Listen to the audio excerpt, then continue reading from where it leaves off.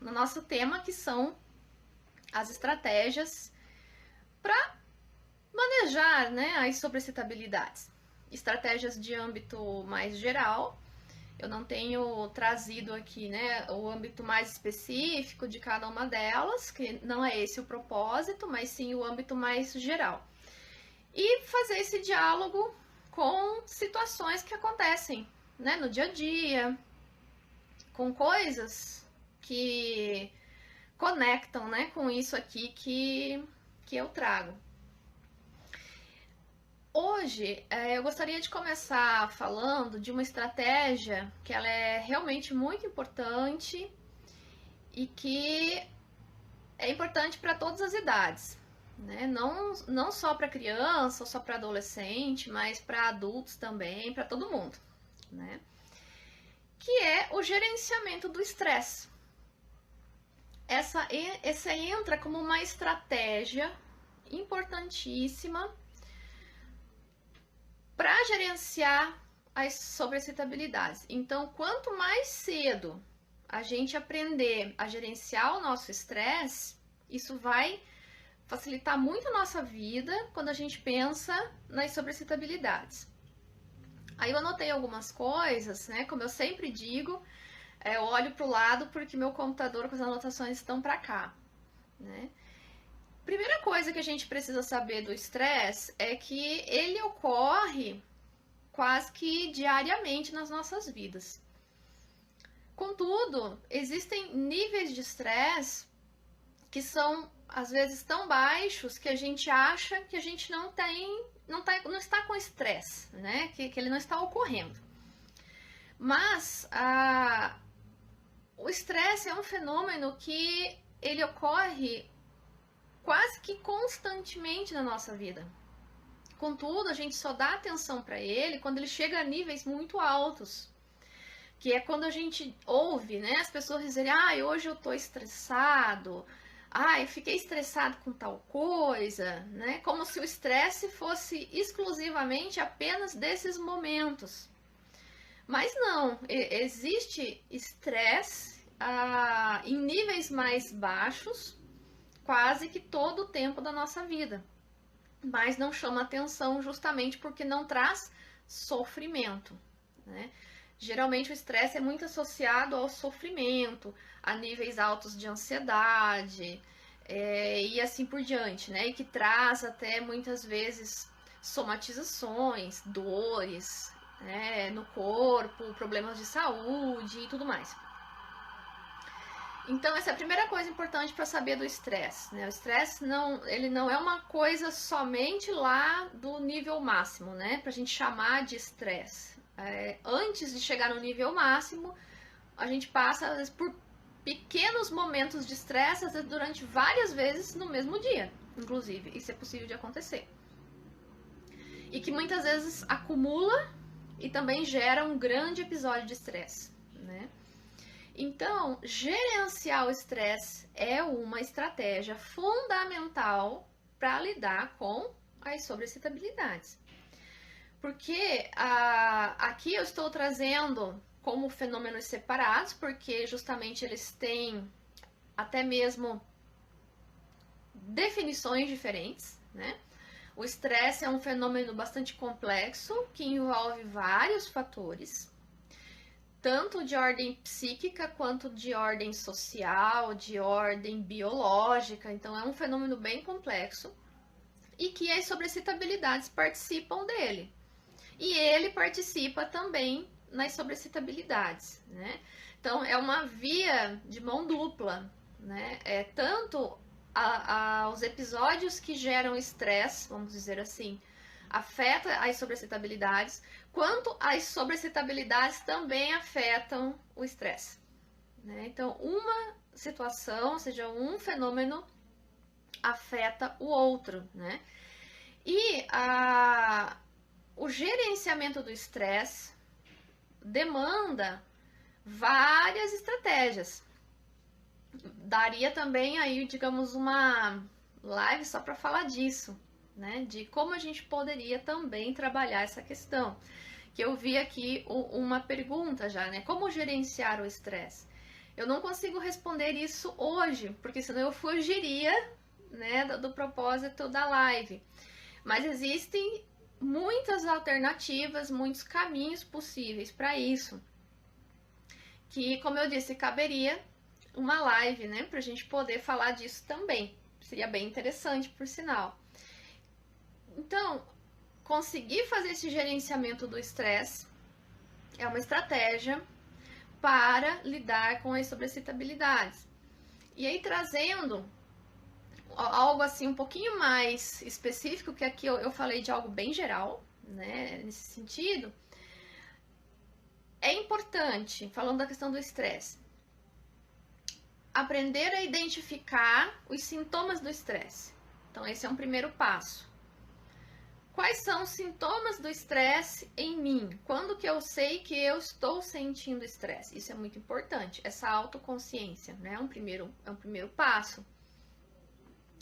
Esses sintomas variam de pessoa para pessoa, então não é todo mundo que sente estresse da mesma maneira. Por exemplo, tem pessoas que quando sentem níveis muito altos de estresse, elas têm dor de estômago, por exemplo, as pessoas que somatizam. Outras pessoas se mostram, por exemplo, muito irritadas. É pela irritação que elas mostram que elas estão estressadas, né? Outras pessoas podem perder o sono, ter insônia, ter pesadelos, ter dificuldades para dormir. Então, tem os mais variados sintomas, que pode ser vários deles numa mesma pessoa ou um pouco mais específico, né? Quando a pessoa percebe, opa, esse sintoma aqui indica que eu estou num nível de estresse passando do meu limite, né? Vamos dizer assim. Então, esse é um dos elementos dentro do estresse que vai ajudar com a questão das sobrecitabilidades. Um outro, desenvolver estratégias, né, para lidar com o estresse. Um exemplo, falar dos próprios sentimentos, conseguir nomeá-los, né, primeiramente para si mesmo e consequentemente para outras pessoas. E aí entra uma questão muito importante, gente. O quão importantes são as nossas relações sociais para o gerenciamento do nosso estresse. Se eu estou com um nível alto de estresse, eu consigo nomear o que eu estou sentindo, mas eu não tenho com quem compartilhar isso, ou seja, alguém com quem eu possa dividir essa situação a qual eu estou vivendo, isso fica muito mais difícil de lidar, né? Porque eu sempre terei que lidar, digamos, sozinha com o que eu estou sentindo, né? Aquela coisa mesmo de ter com quem eu possa dividir a minha vida, com quem eu possa bater um papo, com quem eu possa ter uma situação social prazerosa, que eu possa dar vazão para o que eu estou sentindo de uma forma saudável. Nesse sentido, as amizades são muito importantes.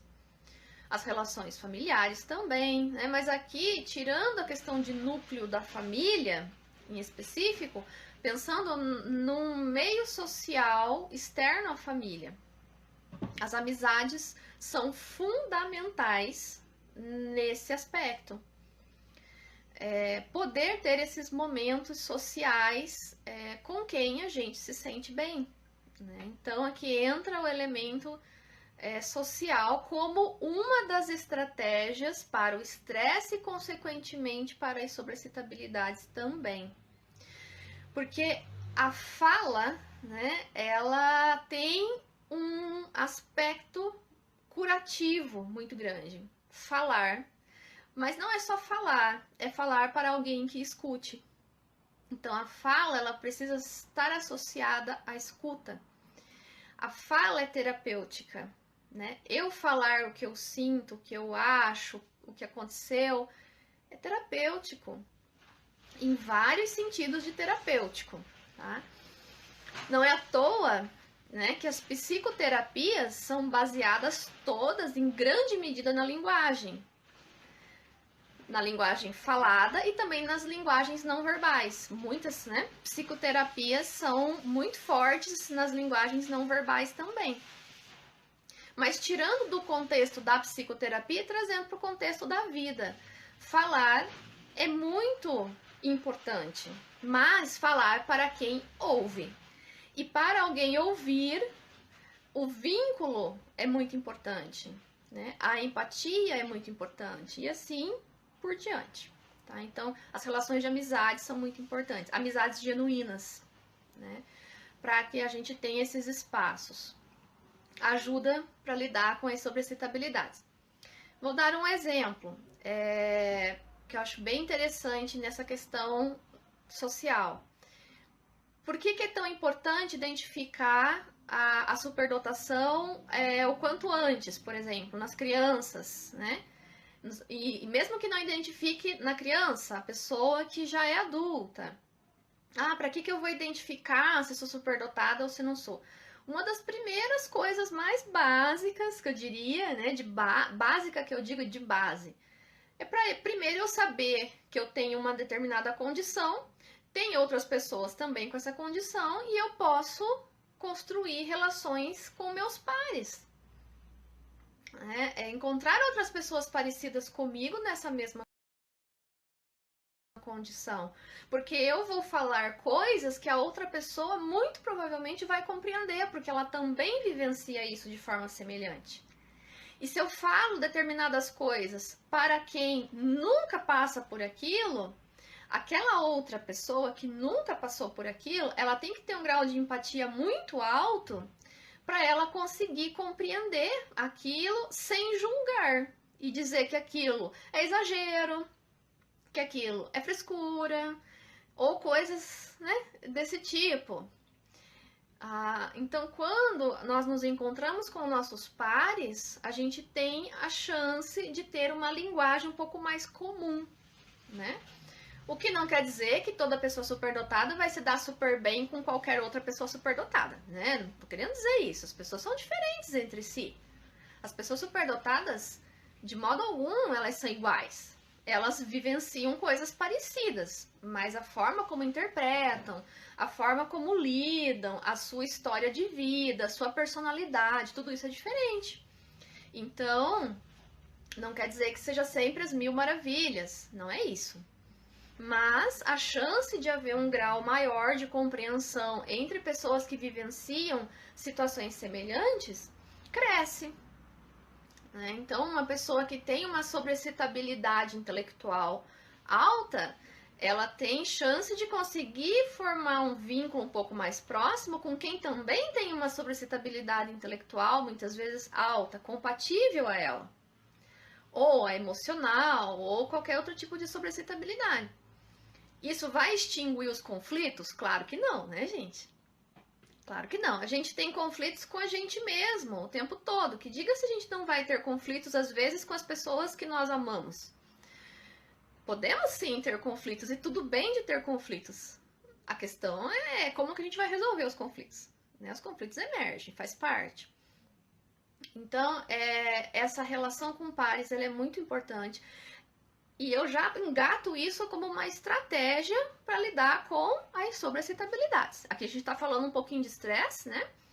Mas vamos já fazer esse link com as sobrecitabilidades. Porque eu acabei de falar, tanto para o gerenciamento de estresse, que é estratégia para lidar com sobrecitabilidade, quanto para diretamente as sobrecitabilidades, né? Ter contato com pares, sentir-se pertencente numa relação, sentir-se compreendida, né? Compreendido, isso é fundamental. E para isso, nós precisamos desenvolver recursos em nós e também conhecermos, encontrarmos pessoas que estão nessa mesma caminhada que a gente, né? Elas estão aí pelo mundo em algum lugar. Precisamos encontrá-las e muitas vezes isso demanda de nós também o desenvolvimento de recursos, né? Para encontrar as outras pessoas com quem a gente pode ter vínculos mais próximos. E só comentando, para finalizar essa questão dessa estratégia do estresse, eu falei, só recapitulando então, eu falei de aprender a identificar os sintomas, né? Isso é bastante importante. Porque o sintoma, ele é um sinal de que alguma coisa está passando do limite, né? Por exemplo, como eu disse, dor de estômago, tem gente que tem dor de cabeça, tem enxaqueca, dores musculares, é sinal de estresse, insônia, enfim, tem vários, né? Vários sintomas. Identificar os sintomas do estresse. Desenvolver estratégias para lidar com o estresse. E aqui eu falei da questão social, né? Dei essa pincelada aqui da importância dos pares e tudo mais. E uma terceira é desenvolver estratégias de prevenção do estresse. Então, eu preciso saber como que eu ajo quando eu já, digamos, estou num nível elevado de estresse, quando isso acontece, pode acontecer. Mas eu posso ter estratégias de prevenção. Ou seja, eu não preciso sempre estar no pico do estresse. Eu posso tentar prevenir antes. Então, essas estratégias também são muito importantes. Tá? Quais estratégias? Bom, aí vai depender também muito de cada pessoa. Né? Vai depender muito dos recursos que cada pessoa já tem, os quais recursos que ela precisa desenvolver. Né? Então, é difícil dar um padrão que vai servir para todo mundo. Ó, faz isso aqui que vai resolver. Pode ser que não. Né? Para aquela pessoa X pode ser que aquilo não resolva. E para outra pessoa pode funcionar maravilhosamente bem. Mas existe uma série também de possibilidades de prevenção do estresse que meio que serve, digamos, para todo mundo. Não vou dizer que para todo mundo igual, mas tem coisas que a gente sabe que nos ajudam, como coisas básicas, né? Ter uma alimentação saudável, praticar esportes, essa coisa toda que a gente ouve em muitos espaços, a gente ouve muitos profissionais, né, colocarem práticas alternativas.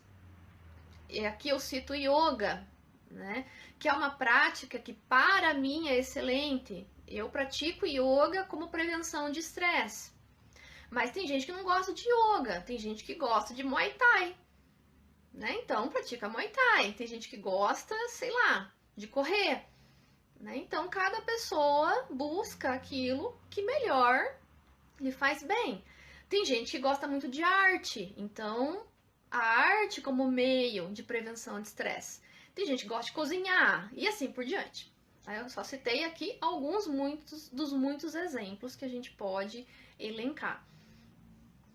Então, buscar por estratégias de prevenção é muito importante e que vai ajudar muito na questão das sobreexcitabilidades. Né? Eu coloquei aqui uma observação que eu gostaria de comentar com vocês. Né? Uma coisa muito importante que as pessoas superdotadas precisam desenvolver como estratégia: tolerância às limitações dos outros. Isso geralmente é bastante difícil para a pessoa superdotada em qualquer idade. Desde os pequenos, né, das crianças pequenas até adultos. Isso tem uma relação muito direta com o desenvolvimento da inteligência emocional.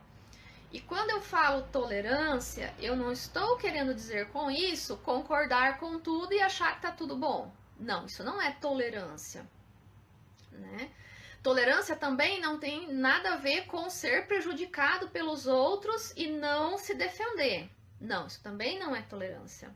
Né? O nome para essas coisas são outros. Tolerância aqui quer dizer eu ter um senso consciente de quem eu sou, das minhas potencialidades, dos meus talentos e dos meus limites, porque eu também tenho. E, consequentemente, eu consigo enxergar o limite do outro, e o limite do outro fica com o outro. Ou seja, isso não vem para o meu campo pessoal, né? Se o outro faz algo que não me agrada, isso não pode tomar conta de mim, né? Não pode invadir o meu espaço. É isso aqui que eu estou chamando de tolerância. Porque vai me causar sofrimento se eu permitir que aquilo que o outro fez ou deixou de fazer, muitas vezes pode ser a coisa mais idiota. Eu posso achar, nossa, que idiota isso que essa pessoa fez.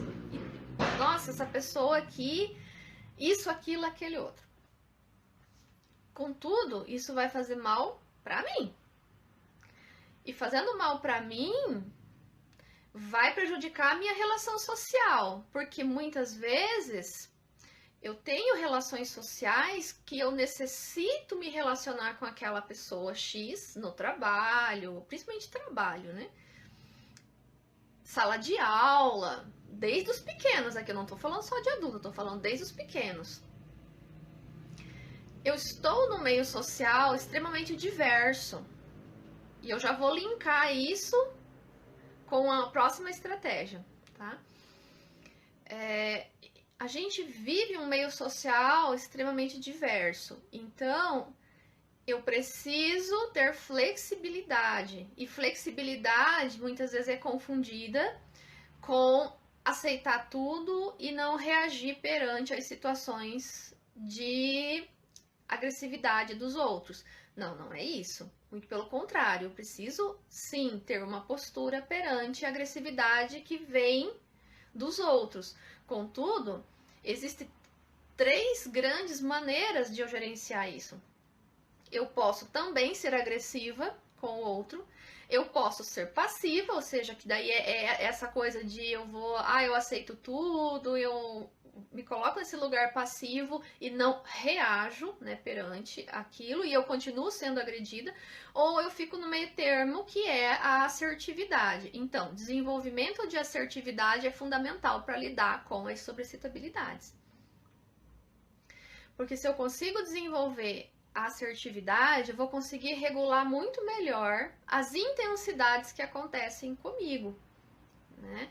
Então, falando de questão de estresse, aqui passando por esses três aspectos, né? De identificar sintomas e de construir estratégias para lidar com o estresse quando ele já ocorre e mesmo antes dele ocorrer, já é um caminho assim muito amplo para um melhor convívio consigo mesmo relacionado às sobrecitabilidades. E aí eu quero fazer um link já dessa estratégia com uma palavra que eu falei antes, que foi a questão da diversidade.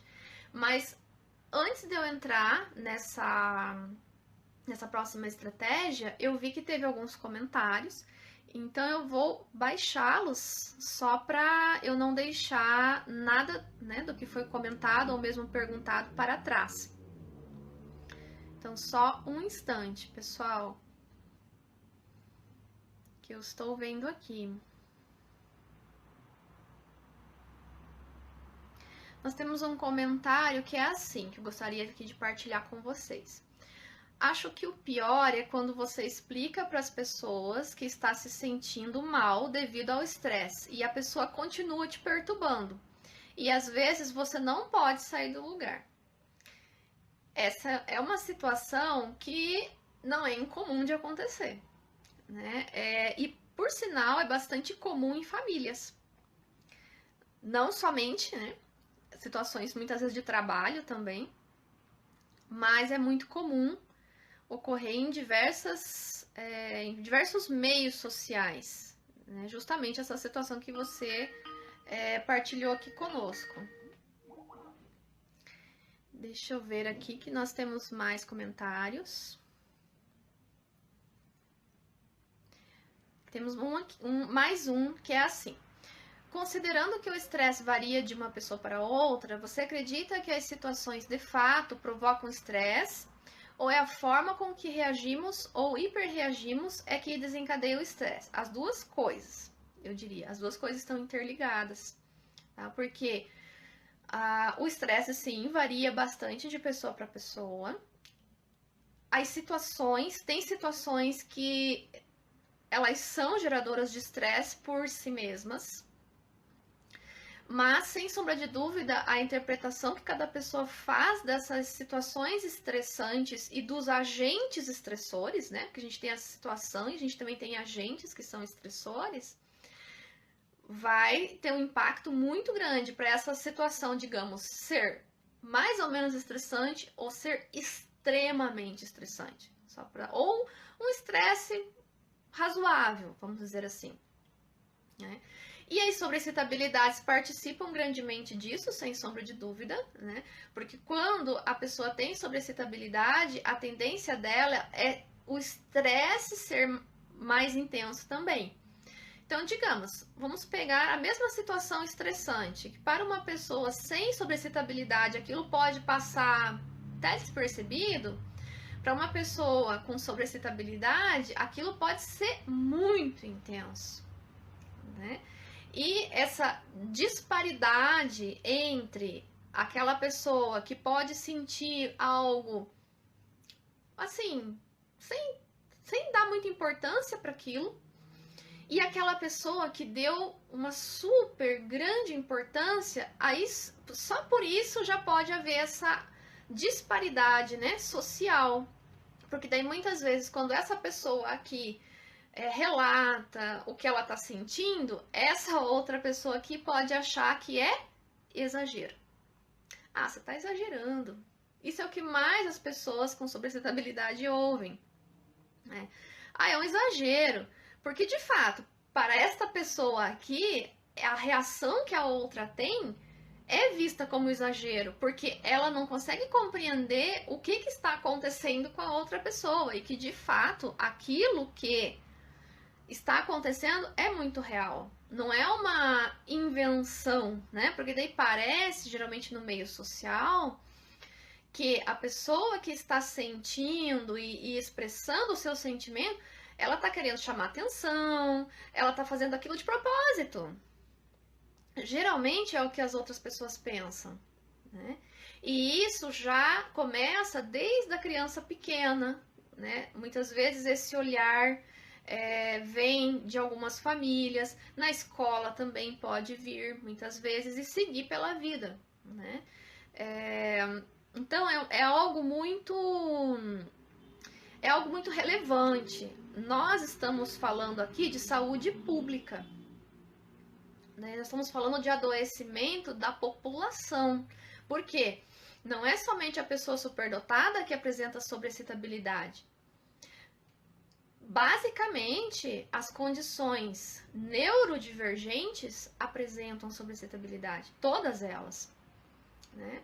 E aqui eu trago essa informação não baseada em pesquisas minhas, porque eu só pesquiso superdotação, né? Eu não pesquiso as outras condições, mas pelo que eu tenho lido de pessoas que trabalham com outras condições, também ocorre essa presença dessas intensidades nas outras condições. E claro, aqui do meu autor de base, que é o Kazimierz Dabrowski, ele já colocava isso, né? Ele não chamava de neurodiversidade, porque esse termo é extremamente novo, né? Ele é do final do século XX, e o Dabrowski já tinha morrido quando esse termo começou a ser usado. Mas é disso que o Dabrowski está falando. Ele está falando das pessoas neurodivergentes, né, vamos dizer assim, para usar um termo mais contemporâneo nosso. Então, tem uma grande parte da população que tem essa sensibilidade mais aguçada em diferentes áreas, intelectual, emocional, sensorial, motora, né, enfim. Bom, deixa eu ver se temos mais alguma pergunta. Aqui temos um comentário que eu acho que é bem interessante, né? A falta de tolerância causa uma soberba bem chata nos adultos.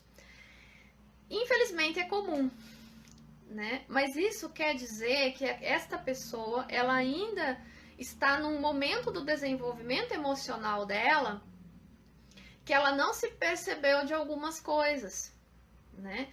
E o que acaba acontecendo também com os adultos? Muitas vezes eles têm uma história tão grande de sofrimento desde a infância que chega uma altura da vida que eles utilizam, digamos, essa soberba como um mecanismo de defesa. né? Então, as pessoas não conseguem chegar muito perto. Então, tem isso também. Geralmente causa muito dissabor, causa um desagrado, né, nas relações sociais, causa conflitos e até brigas muitas vezes. Mas por trás desse comportamento, muitas vezes tem uma história muito grande de sofrimento e que gera, né, essa reação de soberba, né, ou mais popularmente, de se achar, né, junto ao de se achar, muitas vezes, de tratar outras pessoas como se fossem inferiores, né? Isso é comum acontecer, mas tem todo um panorama que baseia esse tipo de atitude, mas que a pessoa precisa se perceber em algum momento disso e que isso acaba trazendo prejuízos para ela também, né, nas suas relações sociais e muitas vezes prejudicando mesmo outras pessoas sem nem se perceber tanto assim. Porque uma coisa que eu tenho observado com os adultos, uma boa parte dos adultos que têm altas habilidades e que têm essa soberba, muitos deles não têm consciência que são assim. Não se percebem, né? Estão desconectados, né? Muitas vezes dessa parte emocional e não se percebem. O que não quer dizer que não são responsáveis. Né? Nós somos responsáveis pelo que nós percebemos e pelo que nós não percebemos de nós mesmos. Tá? Bom, então, agora, dito isso, né, aqui chegamos ao final das questões dos comentários por enquanto, eu gostaria de fazer uma breve vamos chamar assim de um breve parênteses, só para eu entrar na próxima estratégia.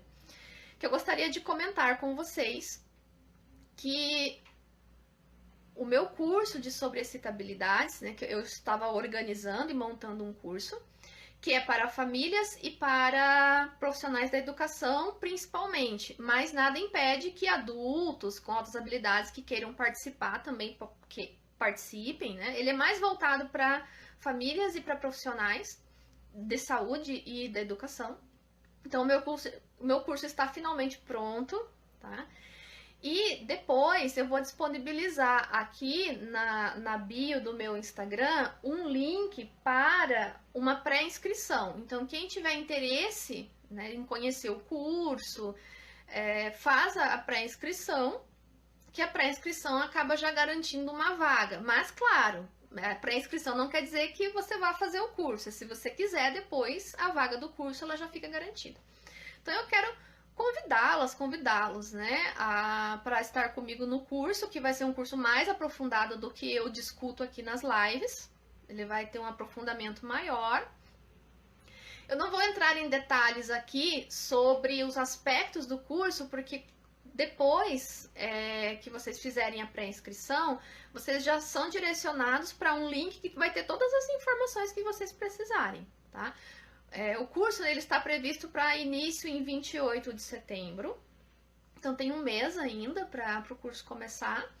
Então, todas as informações que vocês precisarem vai estar lá já no link que vai ser disponibilizado, ok? Então, eu gostaria de comentar isso para quem tem interesse, para quem quer aprender mais acerca das sobreexcitabilidades aplicada à área da superdotação, né? Porque esse curso ele é bem específico de sobreexcitabilidades dentro da superdotação.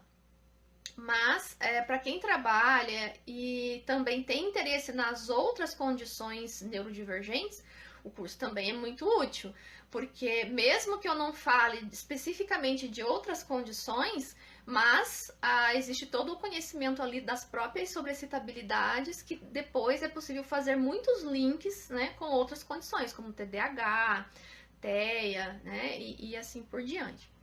Então fica o convite, né, e depois também eu vou postar nas minhas redes a chamada do curso lá na minha página, no grupo do Facebook.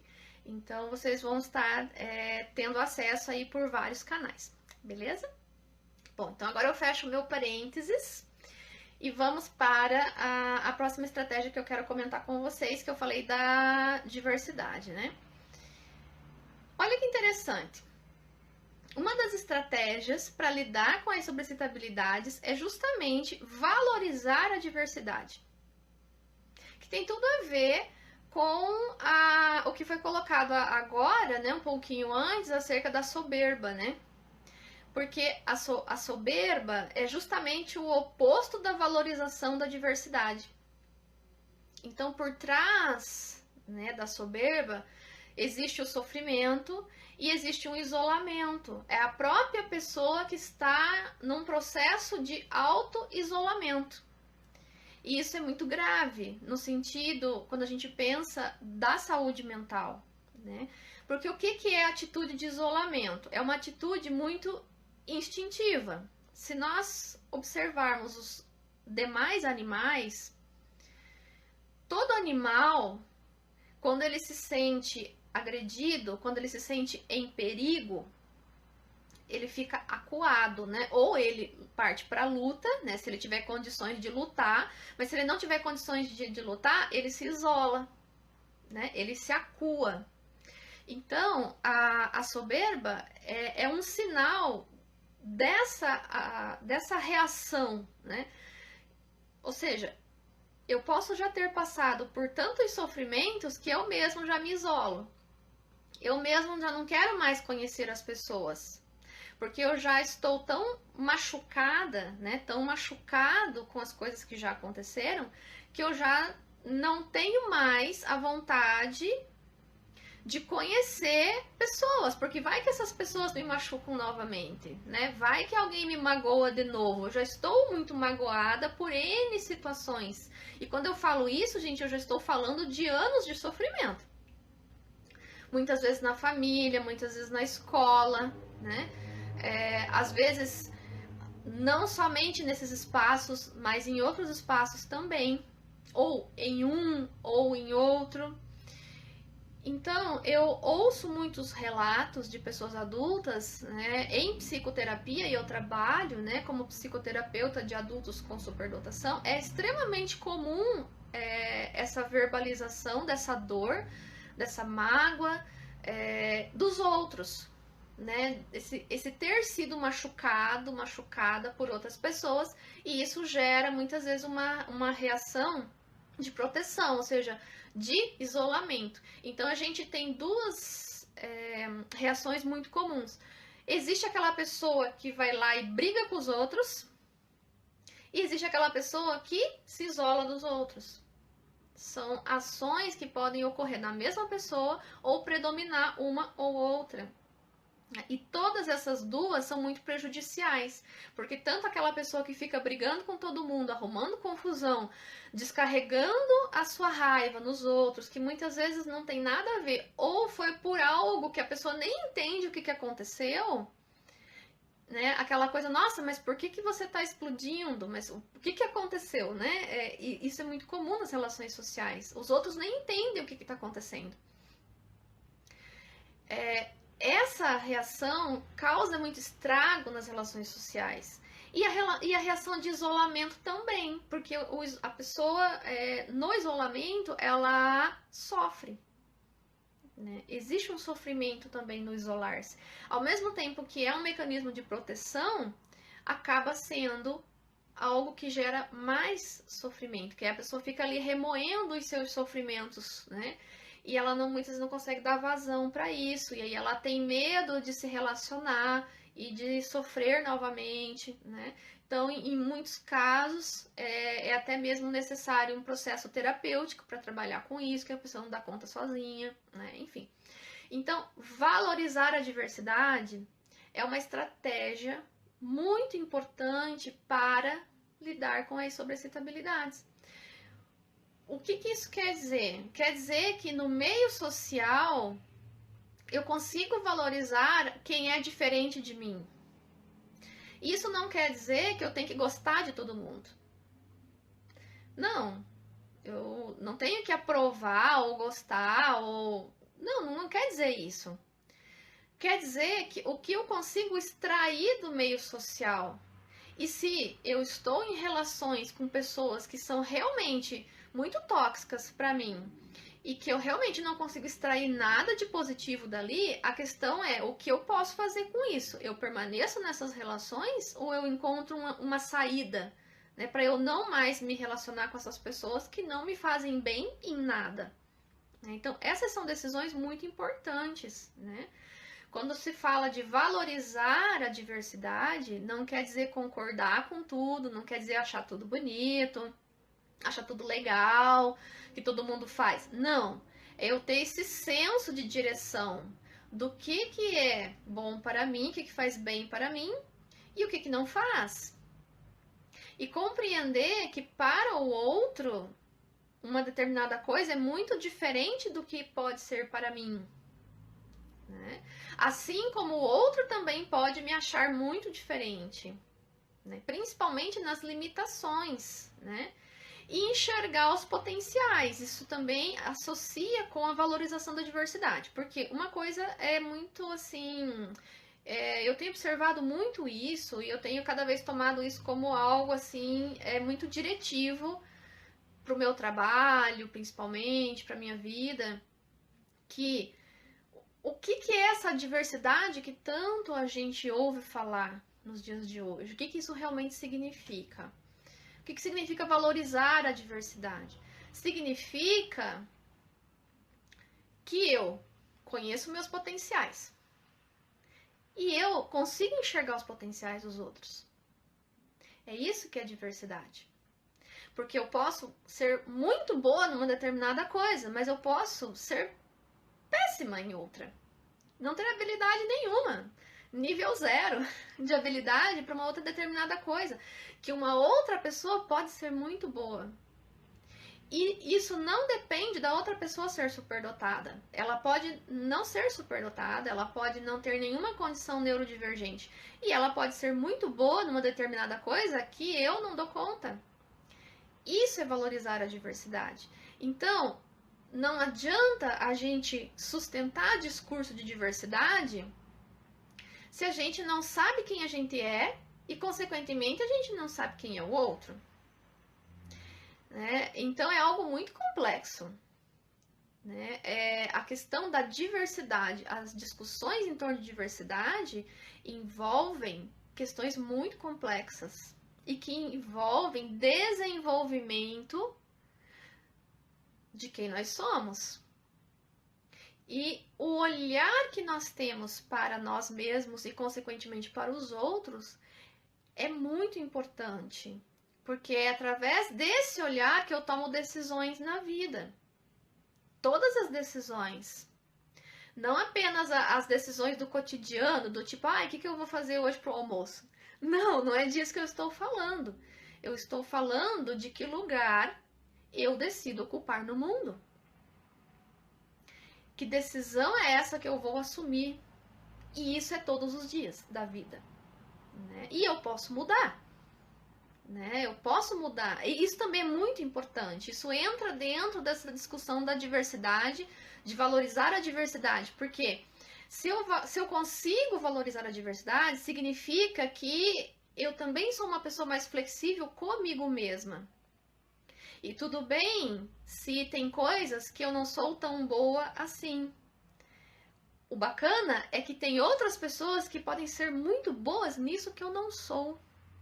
Então eu posso pedir ajuda para essa pessoa e eu também posso ajudá-la, porque muitas vezes aquilo que eu sou muito boa para ela é muito difícil.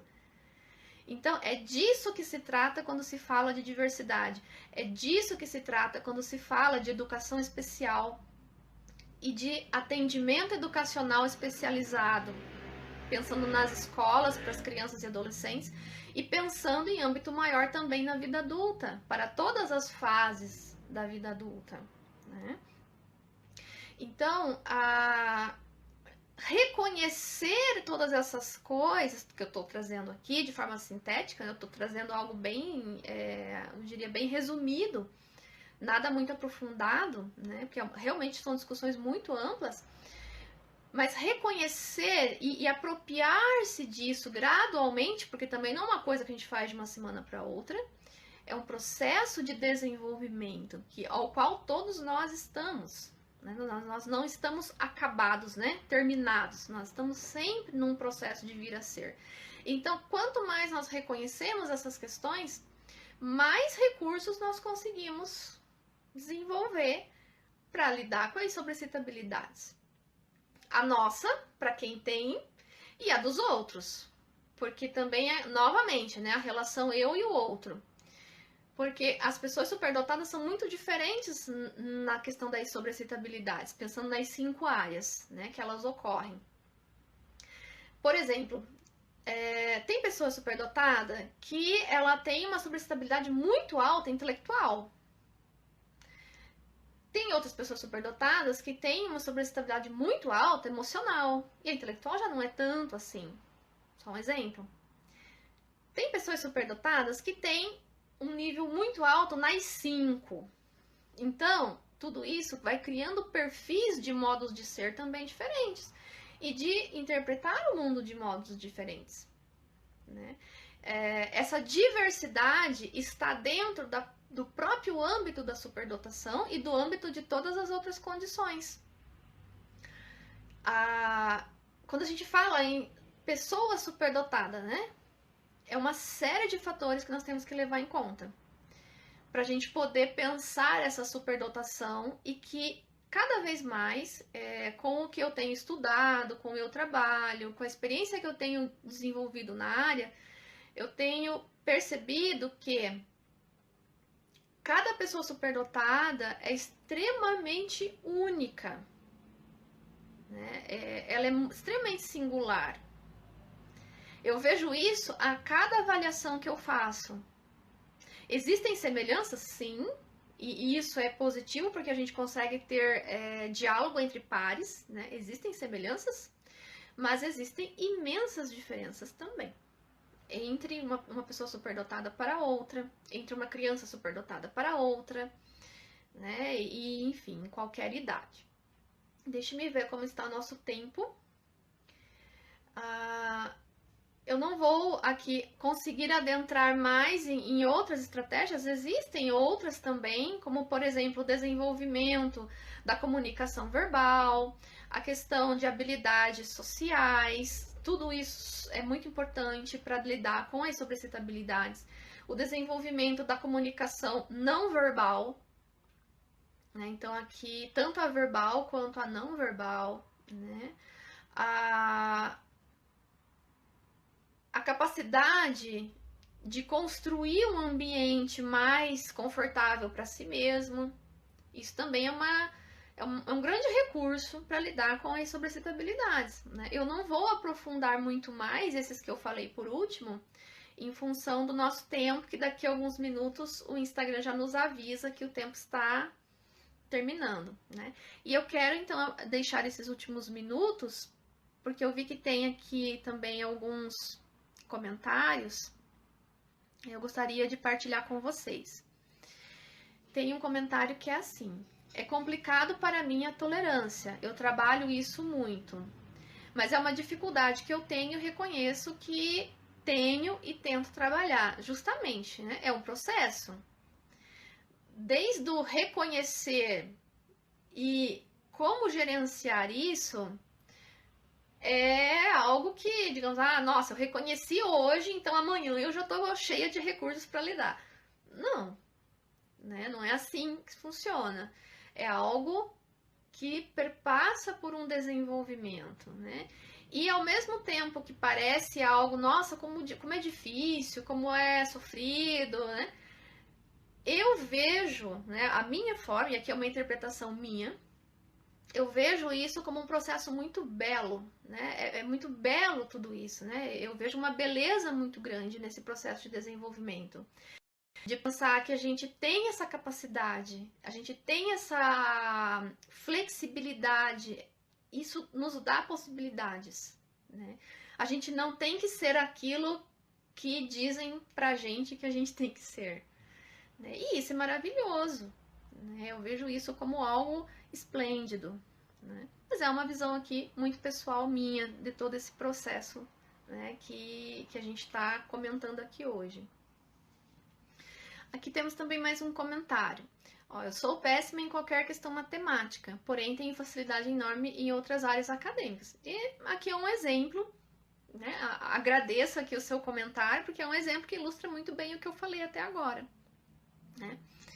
E já encaminhando aqui, né, pro final, o que eu gostaria de colocar como uma consideração, né? Olhando aqui o nosso tempo que está quase no fim. Juntando a primeira parte da live e né, que foi feita há alguns dias e a de hoje, o que a gente pode, né, pensar sobre isso e retirar disso? Primeiro, assim, a meu ver, né? Primeiro, o que a gente pode retirar? Nós temos um potencial muito grande para mudança. Então, as coisas como estão hoje, elas podem não estar assim daqui a algum tempo. Esse potencial, ele existe, né? Ele é tanto de ordem biológica quanto de ordem psicológica, porque as duas coisas estão juntas, né? Hoje, os estudos da neurociência nos mostram cada vez mais o nosso potencial para mudança. As nossas células mudam, né? E isso é muito lindo. Né? Então a gente pode ter um proveito muito grande disso, tirar um proveito muito grande disso. Então essa é uma primeira consideração. Uma segunda consideração ligada a essa. Ok, a gente tem potencial de mudança, legal, ótimo. Mas é preciso um elemento fundamental. É preciso um querer. Então eu preciso querer uma mudança para o que está acontecendo comigo. Porque se eu não quiser, não tem psicólogo que vá dar jeito, não tem psiquiatra, não tem psicanalista, não tem nenhum tipo de terapia, não tem o que vá resolver. Né? Então, eu acho que isso é muito importante. E aqui, já associando essa consideração para as famílias que têm crianças superdotadas, adolescentes, para os adultos superdotados, é preciso esse elemento do querer. Para as famílias, isso precisa entrar na educação, né, fazer parte da educação emocional da criança, do adolescente, a responsabilidade por quem se é no mundo. E isso pode ser feito desde que a criança nasce, né? E não precisa uma idade para começar. Pode começar desde que a criança nasce. Né? Essa educação emocional de que nós somos responsáveis pelo que sentimos. E se nós não temos ainda determinados recursos para gerenciar o que a gente sente, a gente precisa tomar uma decisão em relação a isso. O que eu preciso fazer? Né? Então, essa responsabilidade ela é muito importante. Porque é a partir dela que a gente consegue desenvolver alguma coisa a partir do ponto de onde nós estamos. Então, trabalhar isso também é um recurso para lidar com as sobressaltabilidades, né? Porque não dá para eu culpabilizar a minha intensidade, né? E dizer que é por causa disso que aconteceu aquilo, né? No meio social, por exemplo. Digamos, pegar um exemplo aqui que é bem comum. Por causa da minha intensidade, eu fui lá e estourei com uma determinada pessoa, né? Eu não posso responsabilizar a minha intensidade por isso. Não, eu tenho a minha intensidade, mas o que eu fiz disso, a responsabilidade é minha. E isso precisa começar desde o início da vida. E vai ajudar. Né? A construção dessa responsabilidade vai ajudar muito no trato com as sobressaltabilidades. Tá? Então, essas duas últimas considerações, uma ligada à outra, né? Temos os potenciais, precisamos olhar para eles, precisamos enxergar esses potenciais e nós precisamos decidir o que fazer com eles. O que eu quero desenvolver, o que eu não quero, o que eu preciso, né? Poxa, eu preciso desenvolver tal coisa. Qual caminho eu vou escolher para isso? Vou tentar esse caminho, se não deu certo esse, e agora? Para onde eu vou? Né? Então, eu sempre vejo que são encruzilhadas. Né? A gente sempre sai de uma encruzilhada, anda mais um pouco, chega na outra. E assim vai. né, o nosso desenvolvimento, e que bom que ele se dá. Sinal que a gente pode fazer muita coisa ao decorrer da nossa vida inteira. Então, e é isso que eu acho que é de mais encantador. É isso que essa visão da diversidade, essa visão também da neurodiversidade, né, que é mais recente, nos traz e nos auxilia perante a existência, né, perante o tempo que a gente estiver aqui nessa condição de seres humanos, né, pensantes e que também sentem, né, tanto pensa quanto sente. Gente, super agradeço, né, quem esteve aqui nessa segunda parte da live. Espero que tenha sido proveitosa essa nossa conversa, esse nosso diálogo, né? Eu sempre acho muito bacana essas oportunidades, né, que a gente constrói para trocar ideias, para trocar experiências.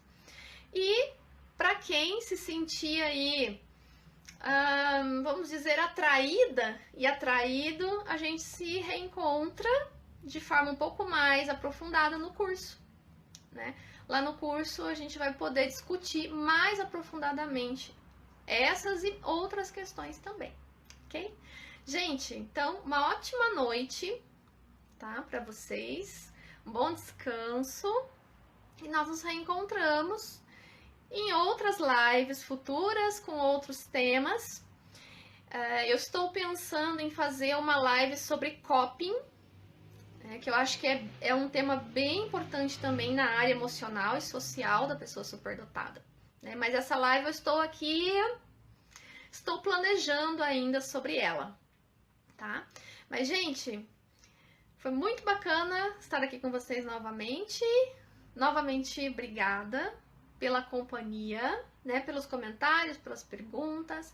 E a gente continua conversando pelas redes, né? E a gente continua na caminhada